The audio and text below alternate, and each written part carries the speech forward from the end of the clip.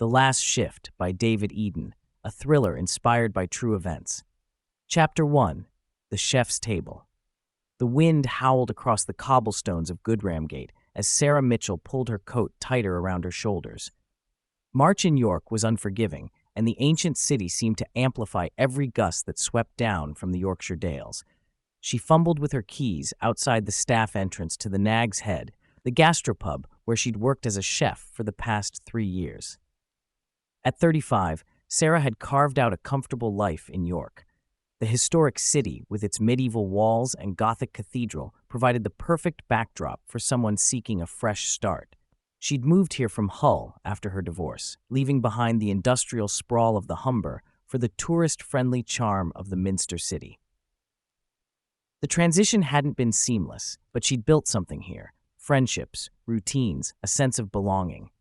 Her mobile buzzed as she finally managed to unlock the heavy wooden door. A text from her friend Emma in Hull. "Still on for drinks this weekend? That new place in the old town?" Sarah smiled, typing back quickly, "Wouldn't miss it. Need to escape York for a bit." The pub's kitchen was already warm when she flicked on the lights, the residual heat from yesterday's service still lingering in the air. Sarah loved these quiet moments before the chaos began. Just her, the gleaming steel surfaces, and the promise of another day creating something beautiful from simple ingredients. She tied her dark hair back into its usual ponytail and began her prep work for the lunch service. The morning passed in its familiar rhythm. Deliveries arrived, fresh fish from Whitby, vegetables from the local farms. Her sous chef, Danny, arrived at 10 with his usual hungover grimace and apologetic grin. By 11, the front-of-house staff were setting tables and polishing glasses, their chatter filtering through the swing doors that separated the dining room from the kitchen. "You all right, Sarah?" Danny asked, noticing her checking her phone for the 3rd time in an hour. "You seem a bit distracted today." "Just thinking about the weekend," she replied, but that wasn't entirely true. Something had been nagging at her lately, a feeling she couldn't quite shake.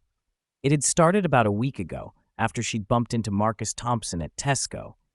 Marcus was a journalist with the Yorkshire Post, someone she'd met through the local food scene. Their conversation had been brief, casual, but something in his expression when she mentioned her upcoming trip to Hull had stuck with her. "Be careful down there," he'd said, his tone oddly serious. "There's been some strange things happening lately." When she'd pressed him for details, he'd just shaken his head and changed the subject. But Sarah had caught the way his eyes had lingered on her face, as if he were memorizing it. The lunch service passed without incident. The usual mix of tourists clutching guidebooks and locals seeking refuge from the cold filled the dining room. Sarah worked mechanically, her hands moving with practiced efficiency, while her mind wandered. She found herself thinking about Hull more than usual, about the friends she'd maintained there, the pubs along the old town where she'd spent countless evenings, the tight-knit community that felt so different from York's tourist bubble. As closing time approached, Sarah began her end-of-shift routine. She cleaned her station, checked inventory, and made notes for tomorrow's prep. The rest of the staff filtered out gradually, calling their goodnights and pulling hoods up against the persistent wind. "See you tomorrow, Sarah," Danny called from the back door. "And try to get some sleep. You look knackered." Sarah waved him off, but he was right. She had been sleeping poorly lately, her dreams filled with fragments she couldn't quite remember upon waking. Just faces in crowds, voices calling her name, the feeling of being watched. She was reaching for her coat when her phone rang. The caller ID showed a Hull number she didn't recognize. "Hello?" she answered, expecting a wrong number or marketing call. Silence stretched across the line, broken only by the faint sound of breathing. "Hello?" she repeated, louder this time. The line went dead. Sarah stared at her phone, feeling a chill that had nothing to do with the Yorkshire wind. As she locked up the pub and headed home through the narrow medieval streets, she couldn't shake the feeling that someone was watching her from the shadows between the ancient buildings. The city that had felt like sanctuary now seemed full of hidden dangers, and her weekend trip to Hull suddenly felt less like an escape and more like walking into something she didn't understand. Behind her, in the window of a building across the street, A figure stepped back from the glass and disappeared into the darkness. Chapter 2. Old Friends, New Secrets. The train from York to Hull cut through the flat Yorkshire countryside, past fields still brown from winter and small villages that seemed frozen in time. Sarah pressed her face to the window, watching the landscape blur past as her mind churned over the events of the past few days. Since that silent phone call on Tuesday, she'd received 2 more, both from different Hull numbers, both ending in the same unsettling silence. She'd tried calling the numbers back, but they went straight to voicemail or disconnected tones. When she'd mentioned it to Danny at work, he'd shrugged it off as pranks or automated calls, but Sarah couldn't shake the feeling that something more deliberate was at play. The train pulled into Hull Paragon Station at 6:30, and Sarah felt the familiar mix of nostalgia and unease that always accompanied her return to her former home. Hull was grittier than York, more industrial, but it had an honesty about it that she sometimes missed. The Humber Bridge loomed in the distance, its towers disappearing into the evening mist. Emma was waiting for her at the station entrance, her red hair as vibrant as ever, despite the 5 years that had passed since Sarah's move to York. They embraced warmly, and Sarah felt some of her tension begin to ease. "God, you look tired," Emma said, studying her friend's face with concern. "York wearing you out?" "Something like that," Sarah replied, linking arms with Emma as they walked toward the city center. "Tell me what's been happening here. Any excitement in sleepy old Hull?" Emma's expression darkened slightly. "Actually, there's been. That's part of why I wanted to see you. There's something I need to tell you about." They made their way to the Duke of Cumberland, a traditional pub in Hull's old town that had been their regular haunt during Sarah's years in the city. The familiar smell of beer and wood polish enveloped them as they found a corner table away from the Friday night crowd. "Remember Lisa Patterson?" Emma asked once they'd settled with their drinks. "She used to work at that wine bar on Prince Street?" Sarah nodded. Lisa had been part of their extended social circle, a quiet woman in her early 30s who worked shifts to support her young daughter. They'd shared drinks occasionally, though Lisa had always seemed somewhat reserved, keeping her personal life carefully compartmentalized. "She's missing," Emma said quietly. "Been gone for 2 weeks now. Just vanished." Sarah's pint stopped halfway to her lips. "Missing? What do you mean missing?" "She didn't turn up for work one Monday morning. That wasn't like her. Lisa was reliable, never missed a shift without calling. Her flatmate said she'd left for work as usual, but she never arrived. The police found her car in a car park near the marina, but no sign of Lisa herself." The marina. Sarah felt a chill run down her spine. She'd walked through that area countless times during her years in Hull, often late at night after finishing shifts at various restaurants. It was usually quiet, poorly lit, the kind of place where someone could disappear without being seen.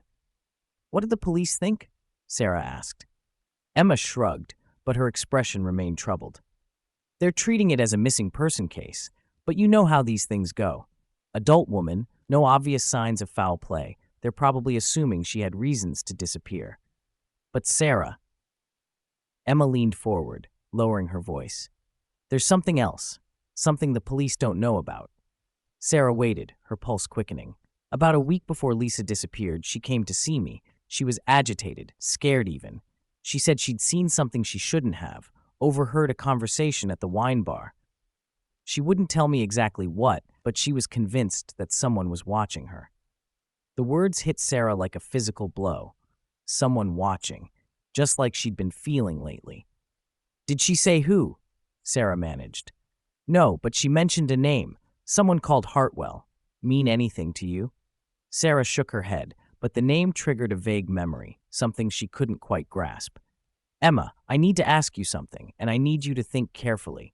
Have you been getting any strange phone calls lately? Calls where no one speaks." Emma's face went pale.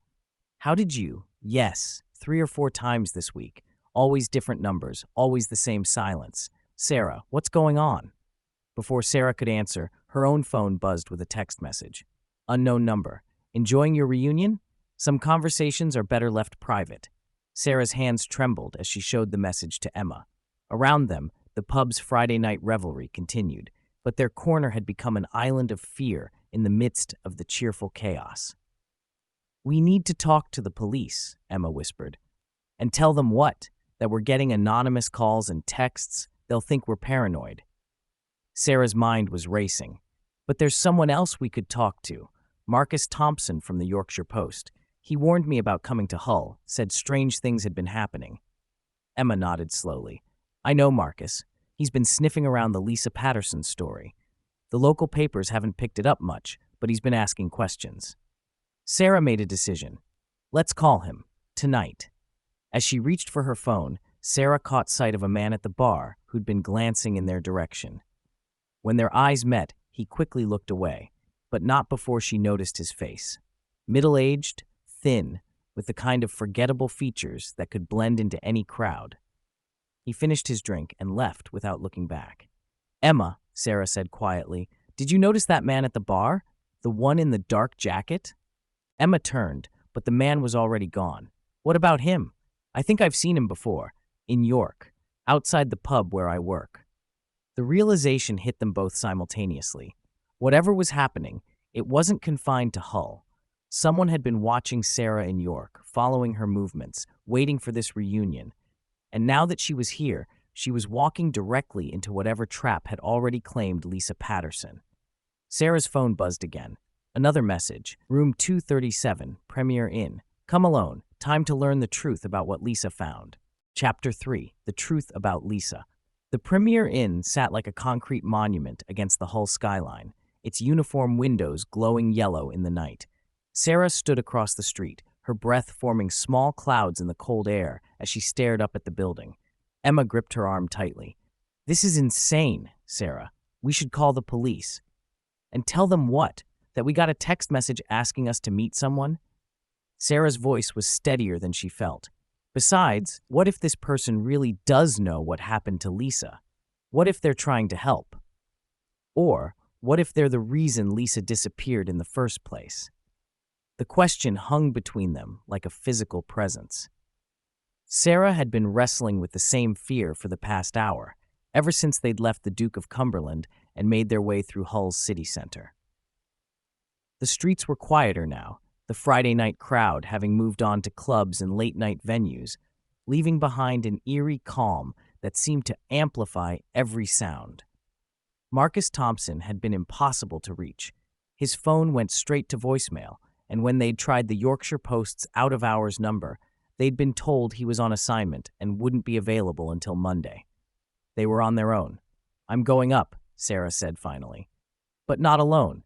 Come with me, to the lobby at least. If I'm not back down in 15 minutes, call the police." Emma nodded reluctantly. "I still think this is a terrible idea." "So do I, but I need to know what happened to Lisa." The Premier Inn's lobby was typical of chain hotels everywhere. Bland, efficient, populated by tired business travelers and weekend tourists. The young woman behind the reception desk barely glanced up as Sarah and Emma entered, too absorbed in whatever was playing on her phone screen. "Room 237, Sarah murmured, checking the signs for the lifts. "Second floor." The elevator ride felt endless despite lasting only seconds. Sarah's heart hammered against her ribs as the floors counted up. G, 1, 2. The doors opened with a soft chime, revealing a carpeted corridor that stretched in both directions. Room 237 was to the left, about halfway down. 15 minutes, Emma whispered as they reached the door. "I'll be in the lobby." Sarah nodded and watched her friend disappear back toward the lifts before raising her hand to knock. Before her knuckles could make contact, the door opened. The man standing before her was not what she'd expected. Average height, early 50s, with graying hair and tired eyes behind wire-rimmed glasses.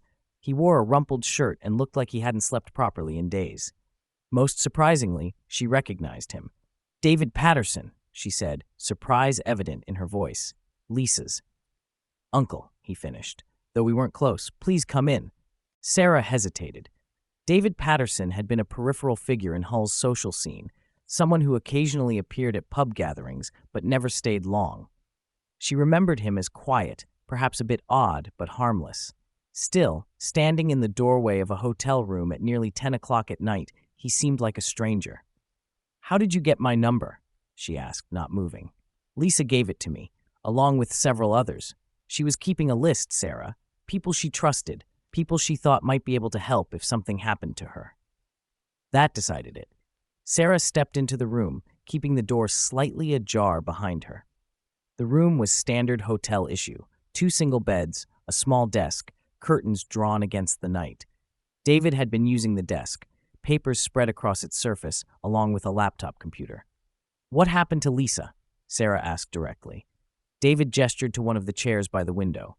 "She stumbled onto something she shouldn't have, something that goes back years and involves people who prefer to keep their business private." Sarah remained standing. "What kind of business?" "The kind that makes people disappear." David moved to the desk and picked up a manila folder. Lisa worked at the wine bar on Prince Street, popular place, especially with a certain crowd. Business people, local politicians, the kind of men who like to think they run this city. He opened the folder and pulled out several photographs. Even from a distance, Sarah could see they were surveillance-style shots: people entering and leaving buildings, cars parked in unusual locations, men in expensive suits meeting in places that seemed oddly secretive. Lisa had a good memory for faces and an ear for conversations, David continued. She started noticing patterns: the same people meeting regularly, always late at night, always in private rooms, money changing hands, envelopes passed back and forth. "Corruption?" Sarah ventured. "Deeper than that." Lisa overheard a conversation about 3 weeks before she disappeared. Something about cleaning up loose ends, about women who asked too many questions. David's hands shook slightly as he shuffled the photographs. "She came to me because she didn't know who else to trust, said she'd heard a name mentioned, someone they were particularly worried about." Sarah felt her mouth go dry. What name?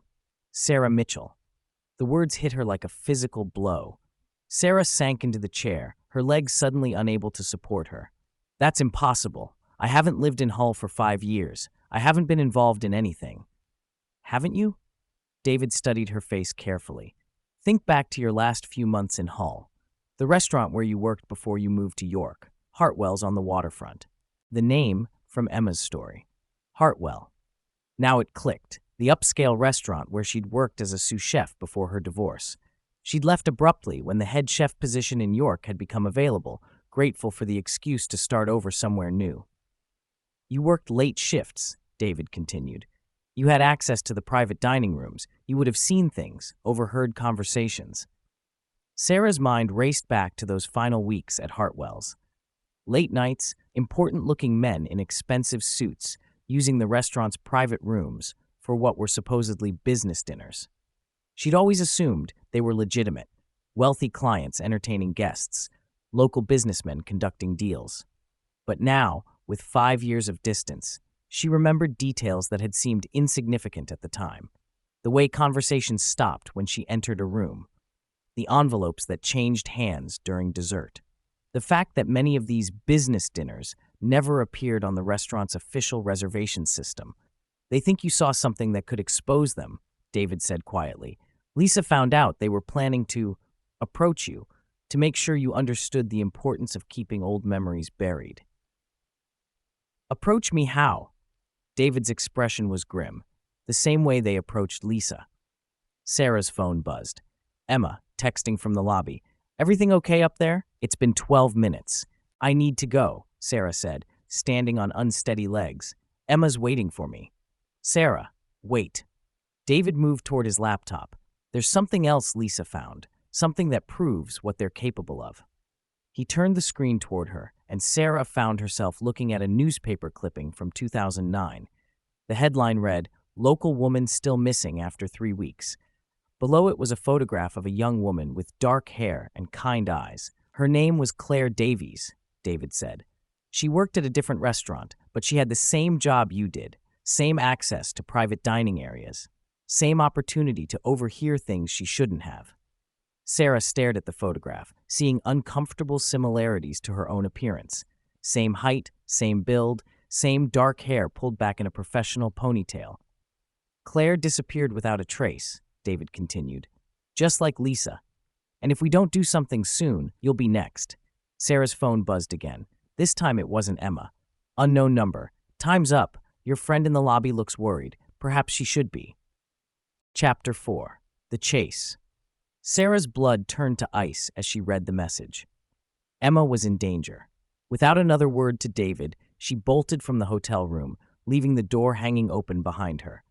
Her feet pounded against the carpeted corridor as she ran toward the lifts, but the wait for the elevator felt like an eternity.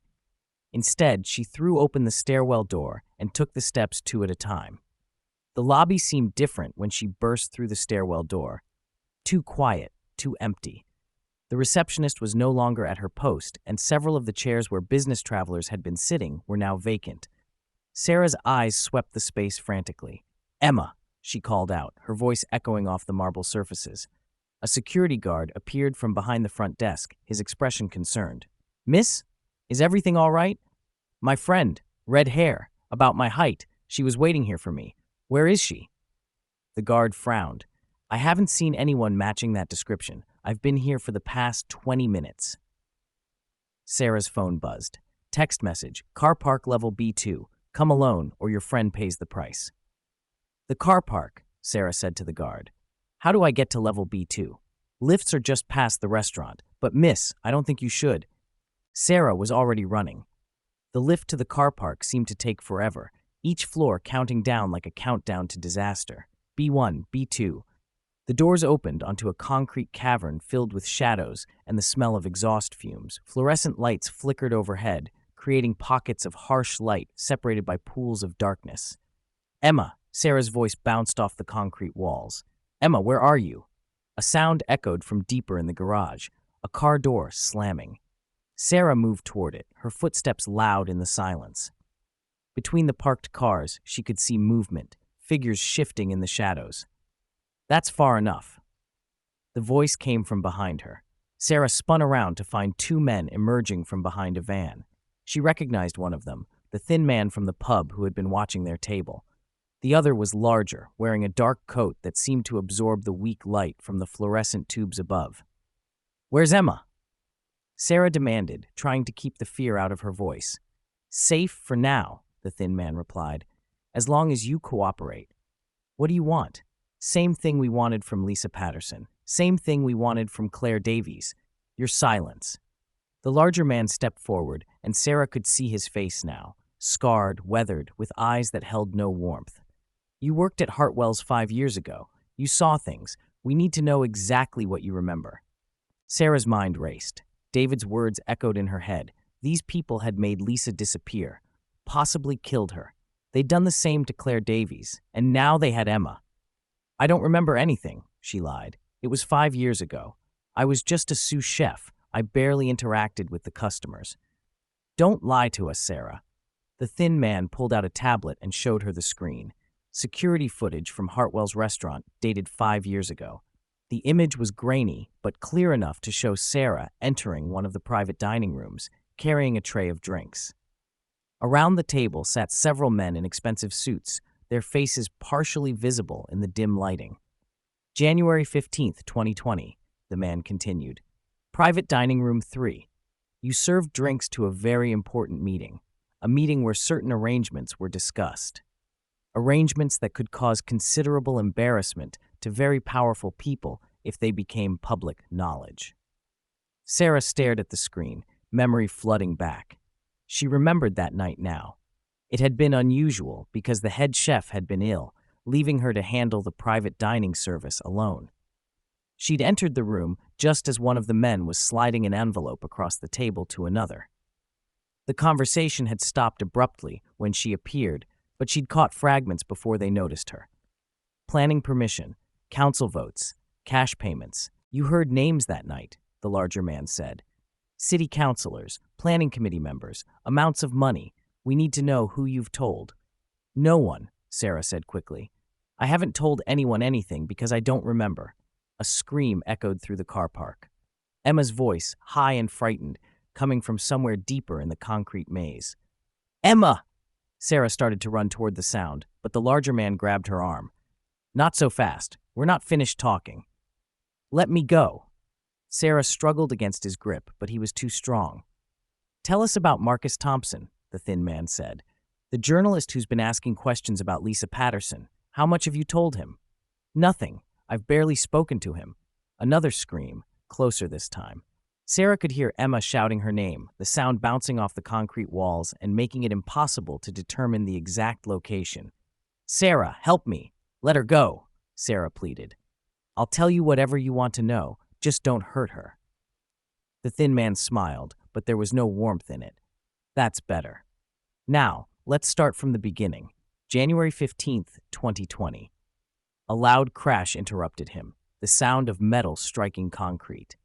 All three of them turned toward the noise, and in that moment of distraction, Sarah saw her chance. She wrenched her arm free from the larger man's grip and ran toward the sound, weaving between parked cars as shouts erupted behind her. Emma, she called. Keep making noise. I'm coming. Here. Emma's voice came from near the exit ramp. Sarah, hurry. Sarah rounded a corner and saw Emma crouched behind a car, her hands bound with zip ties but otherwise unharmed. Near her feet lay a crowbar. Apparently she'd managed to knock it off a maintenance cart, creating the crash that had provided Sarah's opportunity to escape. How did you? Sarah began, but Emma cut her off. Questions later. Run now. Footsteps echoed through the car park as their pursuers gave chase. Sarah helped Emma to her feet, and together they ran toward the exit ramp. Behind them, she could hear the thin man shouting into a radio, "Block the exits. Don't let them reach street level." The exit ramp curved upward toward the street, but as they climbed, Sarah could see more figures appearing at the top, dark silhouettes blocking their escape route. They were trapped between two groups, with nowhere to go but deeper into the car park's maze of concrete and shadows. This way, Emma gasped, pointing toward a maintenance door marked with warning signs. Maybe there's another way out. They ran toward the door, Sarah's heart pounding so hard she could feel it in her throat. Behind them, the footsteps were getting closer, and ahead, the maintenance door might be locked, might lead nowhere, might be their final dead end. But as they reached the door, it swung open from the inside. David Patterson stood there, holding a set of keys and gesturing frantically for them to enter. Quickly, he said. This connects to the building's service tunnels. I can get you out, but we have to move now. Sarah hesitated for just a moment. How had David known where to find them? How did he have keys to the building? But Emma was already moving through the doorway, and the sound of their pursuers was getting louder. She followed Emma into the darkness, and David slammed the door behind them just as the first of their pursuers rounded the corner. They were safe, for now, but Sarah couldn't shake the feeling that they just jumped from one trap into another. Chapter 5. Underground Secrets. The service tunnel stretched ahead of them like a concrete throat, lit only by David's torch and the weak emergency lighting that flickered at irregular intervals. The air was thick with the smell of damp and diesel fumes from the car park above. Sarah could hear their footsteps echoing off the walls, along with the distant sound of Emma's labored breathing. How did you know where to find us? Sarah asked as they hurried through the narrow passage. She was still working to free Emma's hands from the zip ties, using a small knife David had produced from his jacket. I've been watching the hotel, David replied without turning around. When I saw those men enter the building after you'd gone upstairs, I knew they were closing in. These tunnels connect most of the buildings in this part of Hull, left over from the war when they were used as air raid shelters. Emma rubbed her wrists as the plastic ties finally came free. Thank you, she whispered to Sarah, then looked ahead at David's silhouette. How do you know about the tunnels? I used to work for the city council, David said. Maintenance department. 20 years of keeping Hull's infrastructure running teaches you where all the hidden passages are. Sarah felt a chill that had nothing to do with the damp air. You worked for the council? The same council that's been taking bribes from property developers for the past decade. Yes. David stopped walking and turned to face them, his torch creating harsh shadows on his face. That's how I know what you witnessed at Hartwell's, Sarah. I was part of it. Emma instinctively moved closer to Sarah, but there was nowhere to run in the narrow tunnel. David held up his hands in a gesture of peace. I'm not your enemy, he said quickly. I was once, but not anymore. Explain, Sarah demanded, her voice echoing off the concrete walls. David sat heavily on a pipe that ran along the tunnel wall, suddenly looking every one of his 50-plus years. The corruption goes back further than you know. It started small, a planning application approved here, a building inspection overlooked there. But it grew. Property developers realized they could buy almost anything they wanted in Hull as long as they knew who to pay. He pulled out a folder from inside his jacket, the same one Sarah had seen in the hotel room. Hartwell's restaurant was the perfect front, respectable, upscale, with private dining rooms where sensitive conversations could happen without attracting attention. The owner, Gerald Hartwell, was being paid to provide a venue where deals could be made away from official council chambers. Sarah remembered Gerald, a smooth-talking man in his 60s who rarely appeared in the kitchen, but was often seen entertaining important guests in the restaurant's front of house. She'd always assumed he was simply good at networking. "What kind of deals?" Emma asked. "Everything from planning permission for luxury developments to contracts for city projects. Millions of pounds were changing hands, Sarah, and you were there, serving drinks, clearing plates, overhearing names and amounts." David's torch beam flickered, and he shook it to steady the light. "The problem was, you were also reliable, professional, the kind of person who notices details and remembers them. So they decided I was a threat. Not immediately. When you left for York, they thought the problem had solved itself. But then Lisa started asking questions about some of the same people you'd served at Hartwell's. She'd been working at various restaurants around Hull, and she had a good memory for faces. She started connecting dots." David opened the folder and pulled out a photograph. Even in the weak light, Sarah could see it showed the same group of men from the security footage, sitting around a table in what looked like a different private dining room. "Lisa took this photo 3 weeks before she disappeared," David continued. "She'd started carrying a small camera, documenting the meetings she witnessed. She was building a case." "A case for what?" Sarah asked. "To expose them, to go to the police or the press or whoever would listen. But she made a mistake. She trusted the wrong person." Emma frowned. "What do you mean?" David's expression grew grim. She told her supervisor at the wine bar what she'd discovered, asked for advice about what to do. What she didn't know was that her supervisor was on the payroll too. The implications hit Sarah like a physical blow. If the corruption extended to people in everyday jobs, restaurant supervisors, council maintenance workers, who knew who else, then how could they trust anyone?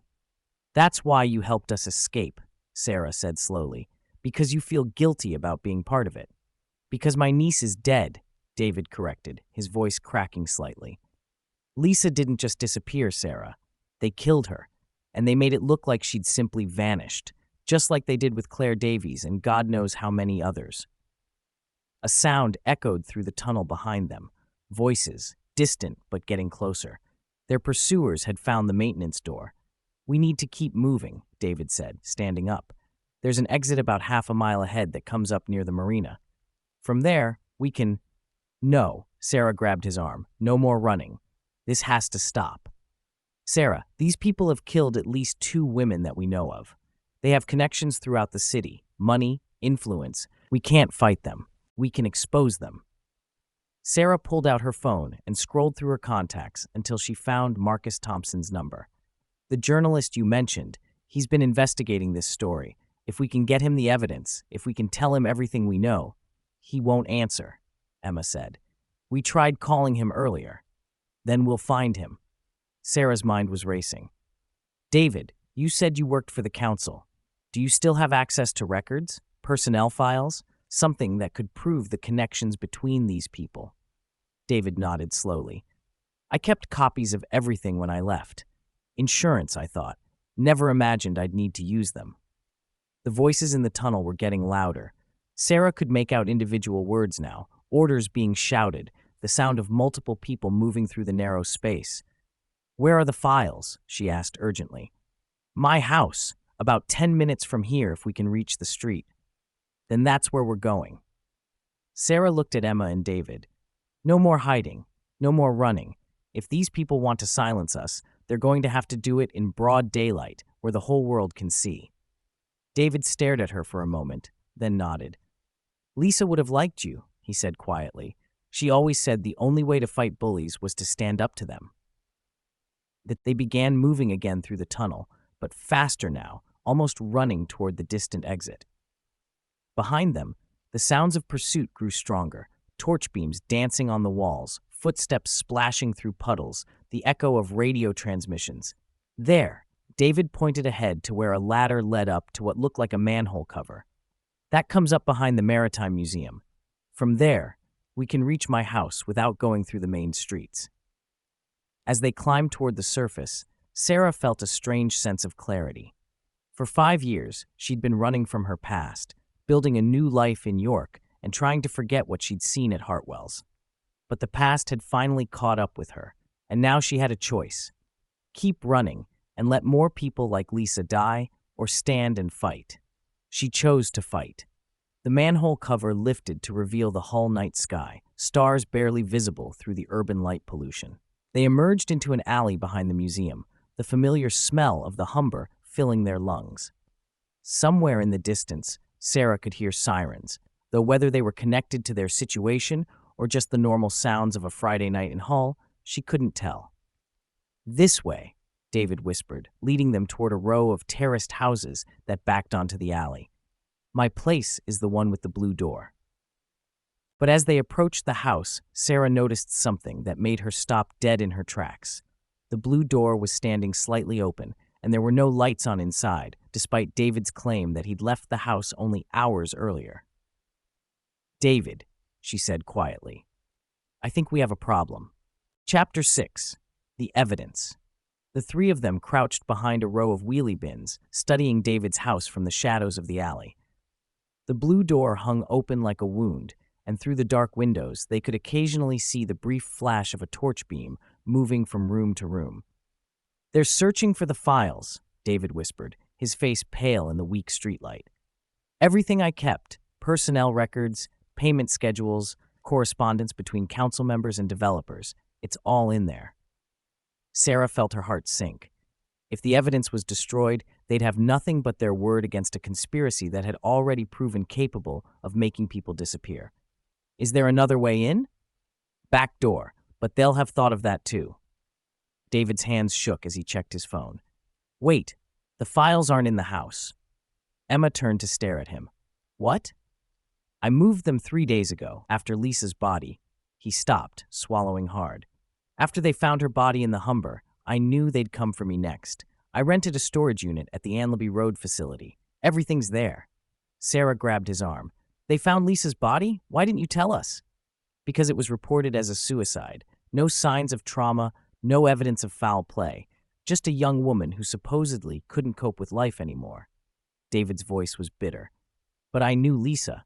She was fighting for her daughter, building a case to expose these people. She would never have given up." The torch beam in the house paused at a window, and Sarah could make out a figure silhouetted against the glass. Whoever was inside was being thorough, systematically searching every room.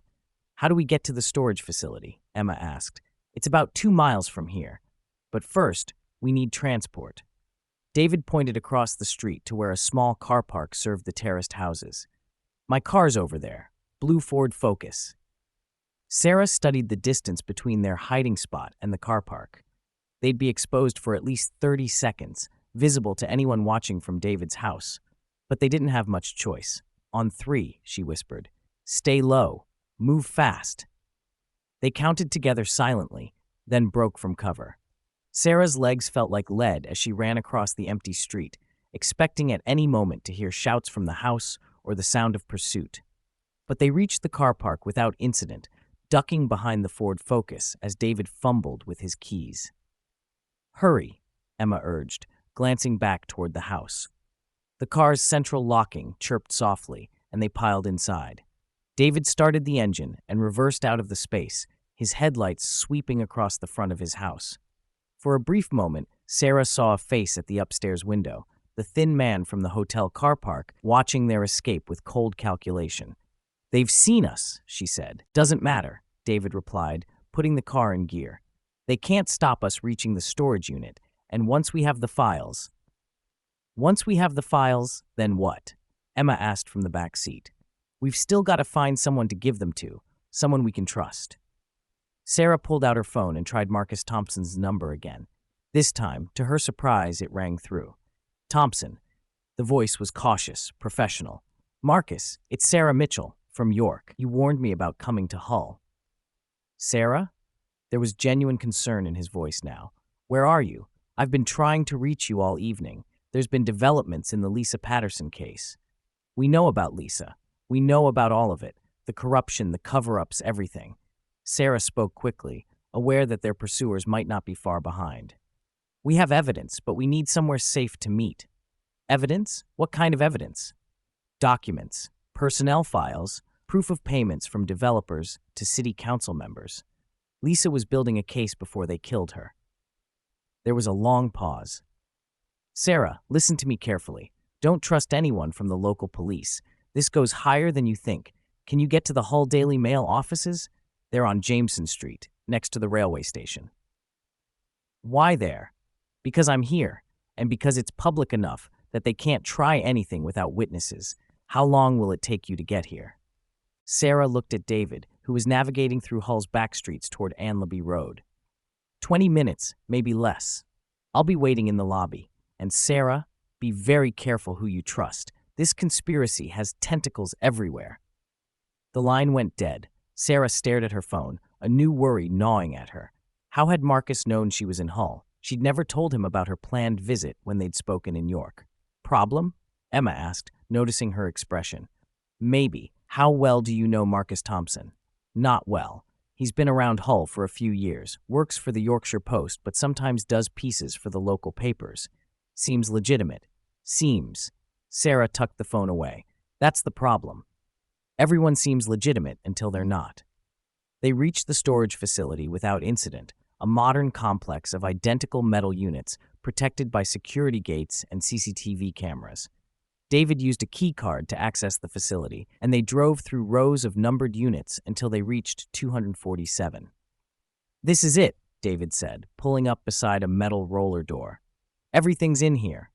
The unit was larger than Sarah had expected, filled with boxes of documents, filing cabinets, and what looked like several computers and hard drives. David went straight to a filing cabinet in the back corner and pulled out a thick folder. Payment schedules, he said, handing it to Sarah. Every bribe, every transaction, going back 7 years.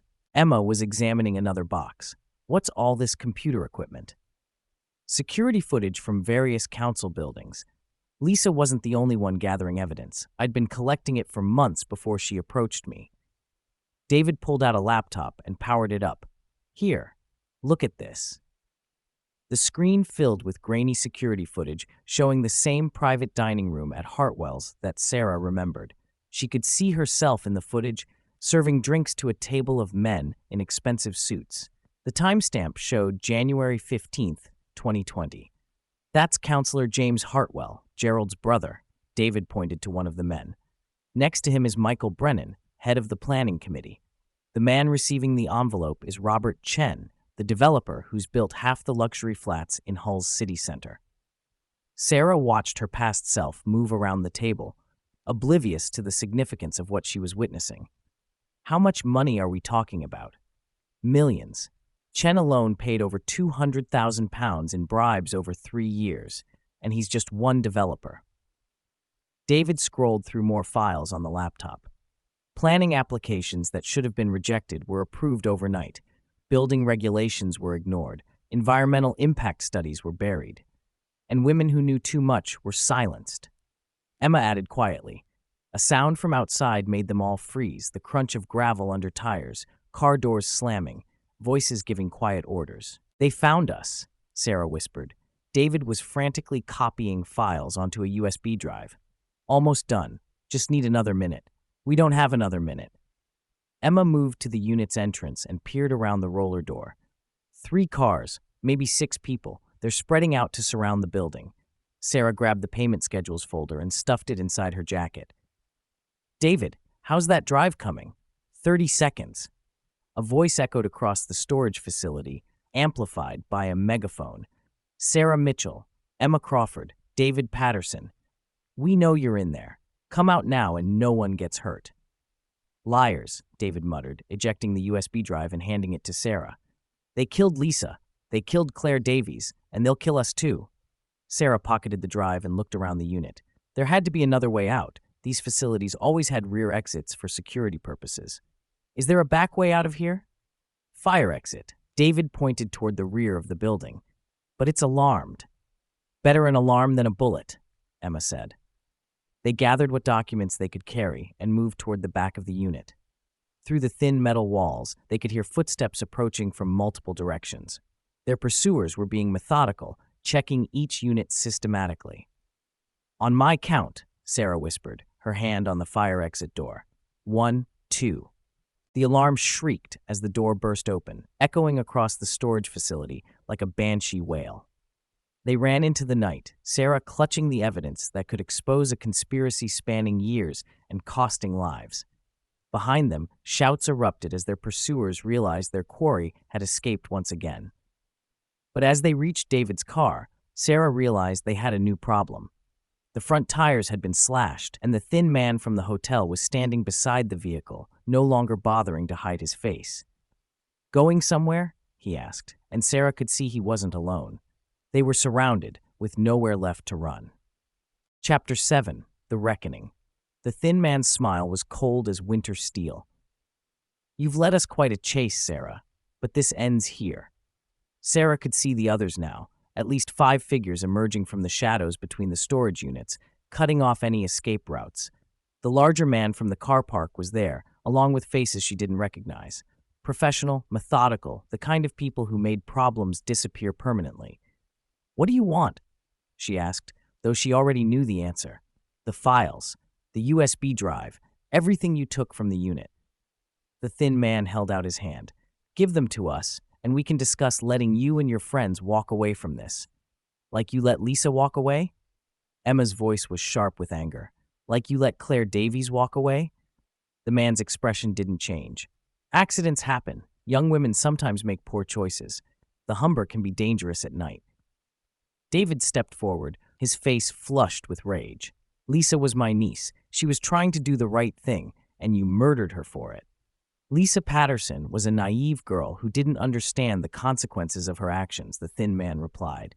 She could have lived a quiet life, raised her daughter, minded her own business. Instead, she chose to interfere with matters beyond her comprehension. Sarah felt the weight of the USB drive in her pocket, the folder pressed against her ribs inside her jacket. Everything they needed to expose the conspiracy was right here, but what good would it do if they didn't survive to share it? The evidence is already out there, she lied. We've sent copies to journalists, police, newspapers. Killing us won't stop the story from coming out. The thin man's smile widened. No, you haven't. We've been monitoring your communications since Tuesday. Every call, every text, every email. You've spoken to one journalist, Marcus Thompson, and he's already been dealt with. Sarah's blood ran cold. What do you mean, dealt with? Mr. Thompson was involved in a car accident this evening. Very tragic. Sometimes the Hull roads can be treacherous, especially when drivers are distracted by their mobile phones. Emma grabbed Sarah's arm. The person you spoke to on the phone wasn't Marcus. Sarah finished, understanding flooding through her. You've been leading us here all along. The storage facility was under surveillance from the moment Mr. Patterson rented it. We knew he'd hidden the evidence here, but we needed to let him lead us to it. And you, Sarah, you were the perfect bait to draw him out. David's shoulders sagged. I'm sorry, he whispered. I thought I was helping, but I've just gotten you all killed. Nobody's dead yet, Sarah said, her mind racing. The alarm from the fire exit was still shrieking, echoing across the storage facility. In the distance, she could hear sirens. Whether responding to the alarm or something else, she couldn't tell, but they were getting closer. The files, the thin man repeated, holding out his hand. Now. Sarah reached into her jacket, but instead of pulling out the folder, she grabbed her phone and held it up. I lied about sending the evidence to journalists, but I didn't lie about this. On the screen was a live video feed, her own face, surrounded by the men who had cornered them. In the corner of the screen, she could see viewer numbers climbing. 47 people watching, then 63, then 89. I've been streaming live to social media since we left the storage unit, she continued, her voice carrying clearly in the night air. Everything you've said, everything you've admitted to, it's all being broadcast right now. The murder of Lisa Patterson, the cover-up of Claire Davies' death, the corruption involving city councilors and property developers. The thin man's confident expression faltered. Shut it off. Can't. It's already been shared, downloaded, copied. Even if you kill us right here, the evidence is out there. Sarah glanced at the viewer count, which had jumped to over 200. People are recording this, screenshotting the video. Your faces are being seen by hundreds of people. She's bluffing, the larger man said, but there was uncertainty in his voice. Am I? Sarah turned the phone toward him. Say hello to the internet. Tell them how you murdered Lisa Patterson. Explain to them how corruption works in Hull. The sirens were getting louder now, and Sarah could see blue lights reflecting off the metal walls of the storage units. Whether the police were corrupt or clean, they couldn't ignore a live-streamed confrontation with hundreds of witnesses. Boss, one of the other men called out, we need to go. Now. The thin man stared at Sarah for a long moment, calculation clear in his eyes. Then he stepped back. This isn't over. Yes, it is, Sarah replied. Lisa Patterson is getting her justice. Claire Davies is getting her justice. And everyone watching this stream is going to make sure of it. The men began to melt away into the shadows between the storage units, but Sarah kept the phone running, narrating for her audience. These are the people responsible for at least 2 murders in Hull. They work for a corruption network involving city councilors, property developers, and local businesses. The evidence is all here. She pulled out the folder and held it up to the camera. Payment schedules, personnel files, proof of bribes totaling millions of pounds. This is why Lisa Patterson died, because she tried to expose this. Police cars were entering the storage facility now, their headlights cutting through the darkness. Sarah could see officers emerging from the vehicles, some heading toward the fleeing figures, while others approached her group. Sarah Mitchell? One of the officers called out. We received reports of a disturbance. More than a disturbance, Sarah replied, still streaming. We have evidence of a corruption conspiracy involving multiple city councilors and the murders of at least 2 women who tried to expose it. The officer looked skeptical until Sarah showed him the folder and explained about the USB drive. His expression grew more serious as he called for backup and began taking statements. What about the live stream? Emma asked quietly. Sarah looked at her phone. The viewer count had peaked at over 800 before starting to decline as the immediate drama ended. But the damage was done. The video had been shared dozens of times, and she could see comments flooding in from viewers who were already discussing what they'd witnessed. I think Marcus Thompson is going to have quite a story when he recovers from his accident, she said, assuming it really was an accident. David was sitting on the hood of a police car, looking exhausted but relieved. Lisa would be proud, he said when Sarah approached him. She always said the truth has a way of coming out, no matter how hard people try to bury it. What happens now? Emma asked. Sarah looked around the storage facility, now crawling with police officers and crime scene technicians. In the distance, she could see media vehicles arriving, drawn by reports of the live stream and the arrest of several suspects. Now we tell the whole story, she said. Every detail, every name, every transaction. We make sure Lisa Patterson and Claire Davies didn't die for nothing. As the night wore on, Sarah found herself repeating the same story to different officers, journalists, and investigators. Each time, she felt a little more of the weight lifting from her shoulders, the weight of secrets she'd carried for 5 years without even realizing their significance. The conspiracy that had seemed so powerful, so untouchable, was crumbling under the weight of public scrutiny. Social media had accomplished what years of careful investigation might never have achieved. It had dragged the truth into the light where it couldn't be hidden or ignored. But as dawn broke over Hull, Sarah knew that justice for Lisa and Claire was only the beginning. The evidence they'd gathered would take months to fully investigate, and there would be trials, appeals, and attempts to minimize the damage. The fight wasn't over, but for the first time in years, Sarah felt like they might actually win it. Chapter 8. Justice Served 6 Months Later. Sarah stood at the window of her new flat in York, watching the morning sun cast long shadows across the medieval walls of the ancient city. The Yorkshire Post lay open on her kitchen table, its headline reading, "Hull Corruption Trial, Final Verdicts Delivered." She didn't need to read the article. She'd been in the courtroom yesterday when the last of the sentences were handed down. Counselor James Hartwell, 12 years for conspiracy and accepting bribes. Michael Brennan, 10 years for corruption and abuse of public office. Robert Chen, 15 years for bribery, money laundering, and conspiracy to commit murder. The thin man, whose real name turned out to be Raymond Pike, a former police officer turned private security consultant, had received 25 years for his role in the murders of Lisa Patterson and Claire Davies. The larger man, Thomas Whitman, had plea bargained in exchange for testimony against the others. His evidence had been crucial in proving that Lisa's death was not suicide but murder, staged to look like a tragic accident. Claire Davies' case had been reopened as well, her death reclassified as homicide after new evidence emerged linking her to the same conspiracy. Sarah's phone buzzed with a text from Emma. "Saw the news. How are you holding up?" She typed back, "Good, relieved it's finally over." But was it really over? The trials had dominated her life for months. Statements to police, testimony before grand juries, countless interviews with investigators and journalists. The real Marcus Thompson, who had indeed been injured in a staged car accident, had recovered to write a series of articles that earned him a National Journalism Award. The corruption scandal had reached Westminster, triggering investigations into planning processes across multiple cities. David Patterson had been granted immunity in exchange for his cooperation and testimony. He'd moved away from Hull after the trials, seeking a fresh start somewhere his past couldn't follow him. Before leaving, he'd given Sarah a photograph of Lisa with her daughter, a reminder of why they'd fought so hard for justice.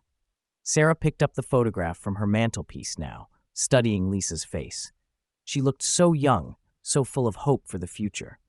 Her daughter, now 6 years old, was being raised by Lisa's sister in Leeds, growing up knowing that her mother had been a hero who died trying to protect others. The kitchen door opened, and Sarah turned to see Marcus Thompson entering with 2 cups of coffee and a box of pastries from the bakery downstairs. They'd grown close during the investigation and trials, bonded by shared trauma and a mutual commitment to seeing justice done. "The final chapter," Marcus said, nodding toward the newspaper. "How does it feel to have the whole story told at last?" "Strange," Sarah admitted, accepting a coffee. "For so long it felt like we were fighting an enemy that was too big, too powerful to defeat. And now they're all in prison, and Hull is finally starting to clean house." "The new city council announced another investigation yesterday," Marcus said. "They're reviewing every planning decision made in the past decade. It's going to take years to untangle the damage." Sarah nodded. The corruption had run deeper than anyone had initially realized. Dozens of development projects had been approved through bribery, environmental protections had been ignored, and public money had been diverted into private pockets. The cleanup would take years, possibly decades. "Any word from Hull?" Marcus asked. Sarah shook her head. She hadn't been back to her former home since the night at the storage facility. The city held too many painful memories now. Not just of the conspiracy and the chase, but of the years she'd unknowingly been part of something corrupt. Even though she'd been an innocent bystander, the guilt still lingered. "Emma's doing well, though," she added. "She's been helping with the victims' support group, families of people who lost their homes due to corrupt planning decisions, business owners who were driven out by developers with politicians. The human cost of all this is still being calculated." Marcus sat down across from her, his expression serious. "There's something I wanted to ask you. The BBC has approached me about doing a documentary. They want to tell the whole story, from Lisa's disappearance to the final convictions. They'd like you to participate." Sarah considered this. The live stream from that night had been viewed millions of times, making her something of an unwitting celebrity. She'd turned down most interview requests, preferring to let the legal process take its course without media interference. "What would be different about this one?" she asked. Focus on the victims. Lisa, Claire Davies, the families who lost their homes, the small businesses that were destroyed. Not sensationalism, but a real examination of how corruption affects ordinary people. Sarah looked again at Lisa's photograph. The young woman had died trying to expose the truth, leaving behind a daughter who would grow up without her mother. If a documentary could help prevent similar tragedies in other cities, perhaps it would be worth the invasion of privacy. "I'll think about it," she said. Her phone rang, an unknown number. For a moment, Sarah felt the old fear return, memories of those silent calls that had started this whole nightmare. But when she answered, the voice was familiar and warm. "Sarah, this is Detective Inspector Caroline Walsh from Humberside Police. I hope you don't mind me calling." "Not at all. Is everything all right?" "More than all right. I wanted to let you know personally, we've just made arrests in 2 more cases. Cold cases from 2007 and 2015. Young women who disappeared under suspicious circumstances. Thanks to the evidence you helped uncover, we've been able to connect them to the same network." Sarah felt tears prick her eyes. More victims, more families who might finally get answers and closure. "There's something else," D.I. Walsh continued. "We're naming the new Witness Protection and Victim Support Center after Lisa Patterson. We thought you should know." After the call ended, Sarah sat in silence for a long time. Marcus reached across the table and took her hand. "You know what this means?" he said gently. "More trials, more testimony, more digging up the past. It means Lisa's death led to justice for even more victims. It means the ripple effects of your courage that night are still spreading." Sarah squeezed his hand, then stood and walked to the window again. York spread out below her, the minster, the medieval walls, the winding streets where she'd built a new life after fleeing Hull. She'd thought she was running away from her past, but in the end, confronting it had been the only way to find peace. Her phone buzzed with another text, this one from a number she didn't recognize. "My mum would be proud of you. Thank you for fighting for her. Sophie Patterson." Lisa's daughter. Somehow, knowing that the little girl understood what had happened, that she knew her mother had been a hero, made everything worthwhile. Sarah typed back, "Your mum was the bravest person I ever knew. She saved a lot of people, including me." The response came quickly. "When I grow up, I want to be like her, and like you." Sarah smiled through her tears. Perhaps this was how justice really worked, not just through courts and prisons, but through inspiration passed from one generation to the next. Lisa Patterson had died fighting corruption, but her legacy would live on in her daughter and in all the people who'd been inspired by her story to stand up for what was right. Outside, the bells of York Minster began to chime the hour. Sarah had a shift at the restaurant soon. She'd kept her job through everything, finding comfort in the familiar rhythms of kitchen work. Life was returning to normal, or at least to a new normal, where she no longer carried the weight of unspoken secrets. The last shift at Hartwell's restaurant had been 5 years ago, but in many ways, her real work, the fight for justice and truth, was just beginning, and she was ready for whatever came next. In Hull, a memorial garden was being planted in Lisa Patterson's honor, in the same marina where her body had been found. On the plaque, alongside her name and dates, was a simple inscription. She spoke truth to power, and truth prevailed. The conspiracy that had seemed untouchable was broken. The victims had found their voices. And somewhere in Leeds, a 6-year-old girl was growing up knowing that her mother had changed the world.